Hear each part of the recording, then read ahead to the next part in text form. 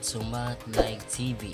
Ngayon po ang video ito aking tuturo sa inyo converting fractions to decimals to percentage. Tapusin nyo lamang ang video ito hanggang sa dulo upang kayo ay mayroong matutunan.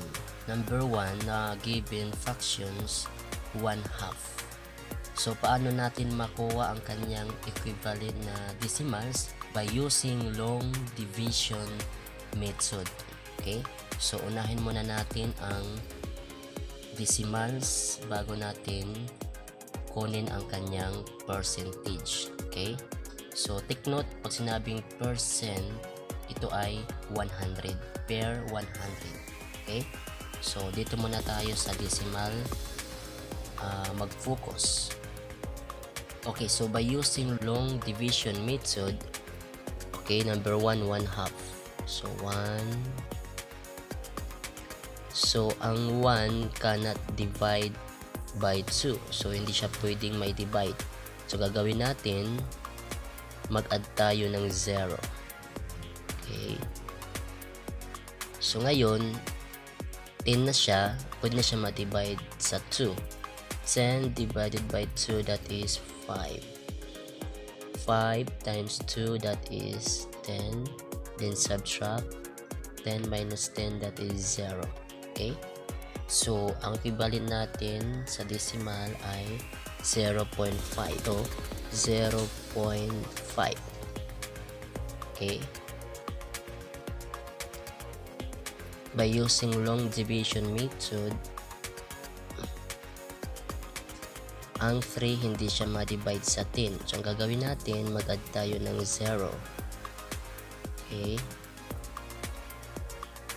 30. So, 30 na siya. 30 divided by 10, that is 3. 3 times 10, that is 30. Then, subtract. That is 0. 0.3. Okay. Next, number 3, 1/5. So, 1/5. So, ang 1 ay hindi ma-divide, hindi pwede ma-divide sa 5. So, mag-add tayo ng 0. Okay. So, 10 na siya. 10 divided by 5, that is 2. 2 times 5, that is 10. Then, subtract. 10 minus 10, that is 0. So, ang equivalent dito sa number 3 given na 1/5 ay 0.2. So 0.2. Then sa number 4, ganun pa rin, by using long division method,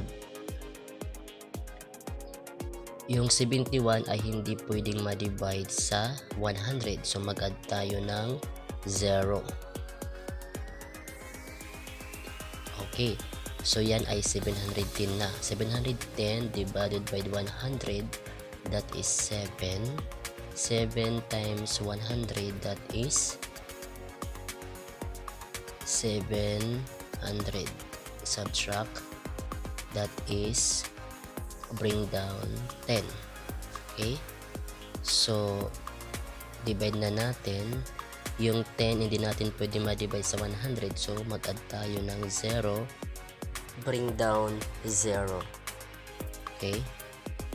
Then 100 divided 100, that is 1. 1 times 100, that is so 1 times 100 is 100. Then subtract 100 minus 100 is 0. Okay? So ang equivalent dito ay 0.71. So ang equivalent dito sa decimal ay 0.71. Ngayon punta tayo sa percentage. Okay. So paano i-convert sa percentage itong decimals? So i-multiply natin siya sa 100. Pero ang pinaka shortcut dito, going to the right, move to units. 1, 2. So mag-add ka ng 0 dan, that is 50. Lagyan natin ng symbol percent, 50%. Okay? Ganoon din dito, move to units. Okay, move to units. 1, 2. That is 30%. Yan ang shortcut. Okay? Okay, para hindi ka na multiply sa 100. Okay, then ganon din to, going to the right, move to units 1, 2. So matag ka lang ng 0 dyan, that is 20%. Tapos dito, moves to units 1, 2, that is 71%. Okay, so ganun lang po kadali ang pag-convert ng fractions to decimals to percentage. Kaya ngayon, kung meron ka natutunan, huwag kalimutang pindutin ang like, at kung baka pa lamang sa aking channel, huwag kalimutang pindutin ang subscribe, maging ang bell notification upang ikaw ay laging naka-updates sa mga bagong video na i-upload sa aking channel na ito. Maraming salamat po sa inyong panonood.